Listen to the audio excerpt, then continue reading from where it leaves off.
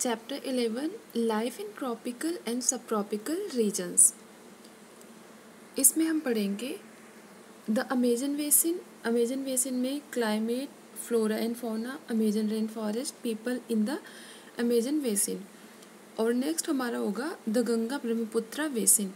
Climate, flora, fauna, people in the Ganga Brahmaputra basin. इन सारी चीज़ों के बारे में पढ़ना है हमें। अगर हम इस चैप्टर को ज़्यादा अच्छी तरीके से समझना चाहते हैं तो एक 4th क्लास का वीडियो आपने देखा होगा, द नॉर्दर्न प्लेन्स करके है। उसमें जो है उसमें 3 बेसिन्स के बारे में बताया गया है, गंगा बेसिन, ब्रह्मपुत्रा बेसिन और सतलुज बेसिन। अगर उस चैप्टर को आप इस चैप्टर को पढ़ने से पहले देख लेंगे तो ज़्यादा अच्छे से समझ में आएगा। इसके साथ ही साथ एक और वीडियो होगी, क्लाइमेट एंड अस।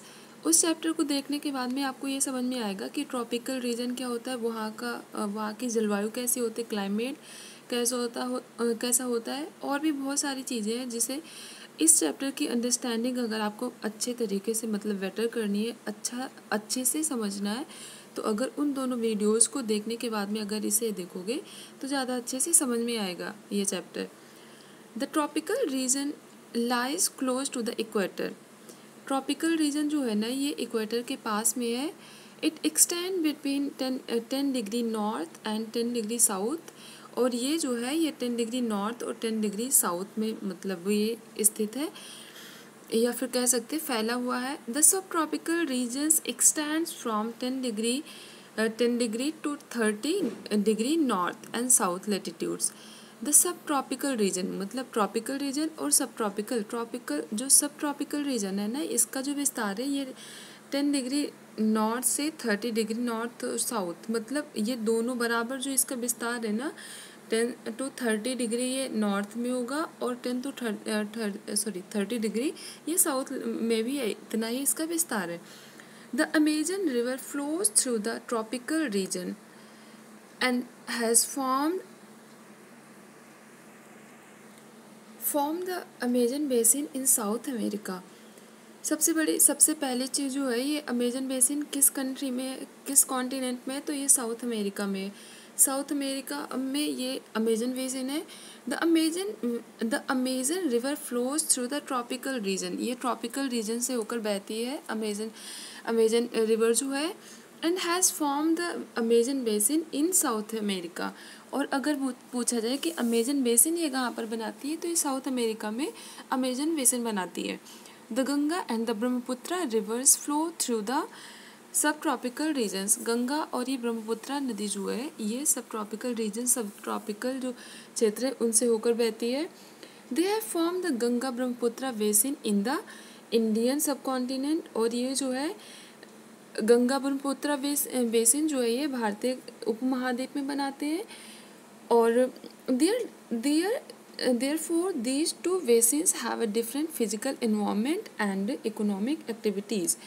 इसलिए यहाँ पर these two basins, ये जो 2 basins हैं, have a different physical environment। इनका जो वो है फिजिकल, अगर हम कहें कि इनकी जो विशेषताएं हैं ना, आधारभूत विशेषताएं, इनका जो वातावरण है, या फिर कह सकते हैं कि फिजिकल जो एनवायरनमेंट है, ठीक है, ये अलग अलग है। एंड इकोनॉमिक एक्टिविटीज़, और इकोनॉमिक एक्टिविटीज़ भी ना ये चेंज है। आगे हम देखेंगे कि इस चैप्टर को पढ़कर फिर हम और अच्छे से इससे समझ में आएगा हमें।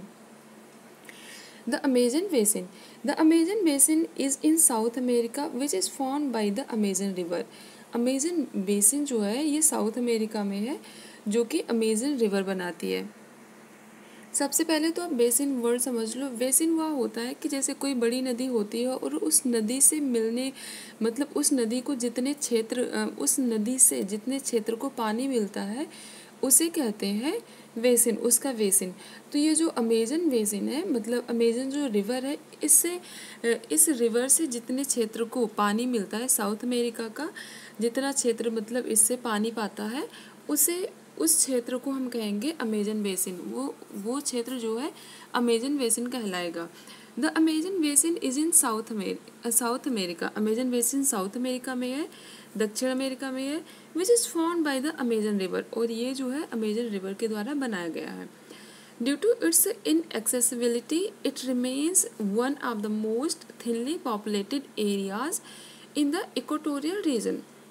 Due to it, due to its inaccessibility, इसकी जो inaccessibility है, it remains one of the most thinly populated areas, मतलब यहाँ पर जनसंख्या बहुत कम पाई जाती है in the equatorial region, और इक्वेटोरियल रीजन में, भूमध्य रेखीय क्षेत्र में।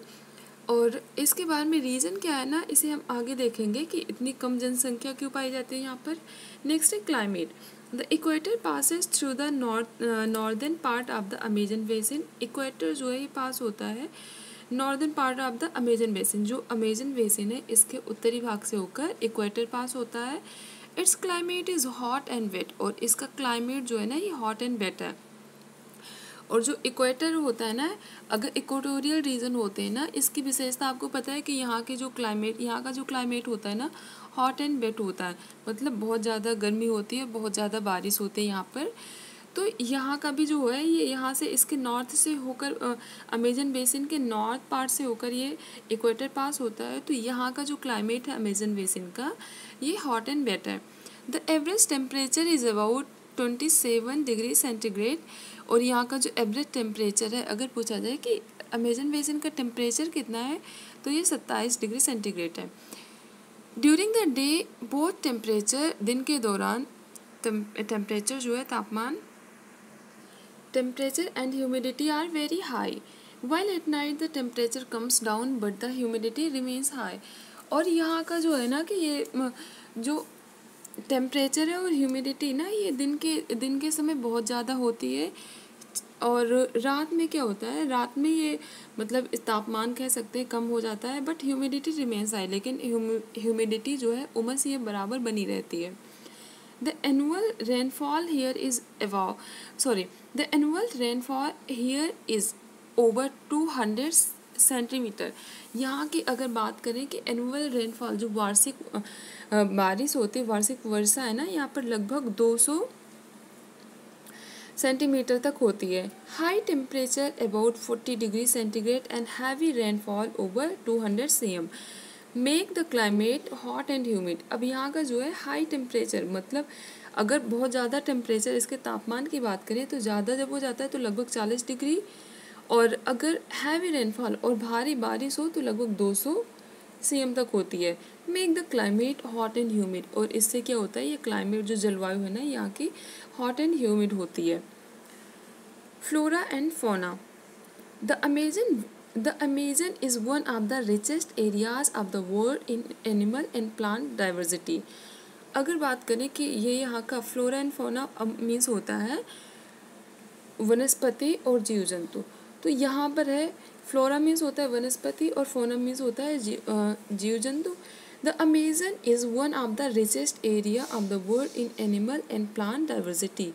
अगर बात करें रिचेस्ट एरिया, मतलब ये समृद्धता पाई जाती है, इसमें समृद्ध है, इसमें विभिन्न प्रकार के पेड़ पौधे हैं, विभिन्न प्रकार के जीव जंतु हैं इसमें। The range of plant and animal species in the Amazon remains largely unknown. यहाँ का जो रेंज ऑफ प्लांट्स, जो प्लांट्स हैं एंड एनिमल स्पीसीज, मतलब अगर हम प्लांट्स के बारे में देखें या फिर जो जानवर है ना इनकी प्रजातियों को देखें, तो इन the Amazon basin remains largely unknown, बहुत काफ़ी हद तक इन्हें हम क्या जान नहीं पाए हैं, या फिर इतनी ज़्यादा विविधता पाई जाती है ना कि हम क्या एक आइडिया जो होता है ना उसे हम लगा नहीं पाते हैं या फिर जान नहीं सकते, बहुत ज़्यादा पाई जाती है विविधता। Scientist estimate that only 40% of all insect species have so far been identified. वैज्ञानिकों ने ये अनुमान लगाया है, scientist estimate that only 40% of all insect. अगर हम 100 की बात करें तो 100 में 40% जो है ना कीड़ों मकोड़ों का क्या हुआ है, have been so far been identified. इसे जो है ना इसे आइडेंटिफाई किया गया है, मतलब पहचान लिया गया है। Over 3 lakh species of plants have been identified. लगभग 30 लाख जो है ये प्रजातियां हैं पेड़ों की ना, इन्हें पहचाना गया है, इनका पता लगाया गया है। लेकिन but an estimated 20,000 remains undiscovered. लेकिन लगभग 20,000 जो है प्रजातियाँ जो है ये अभी भी अनडिस्कवर्ड है, मतलब इन्हें खोज नहीं पाए हैं, इसे हम जान नहीं पाए हैं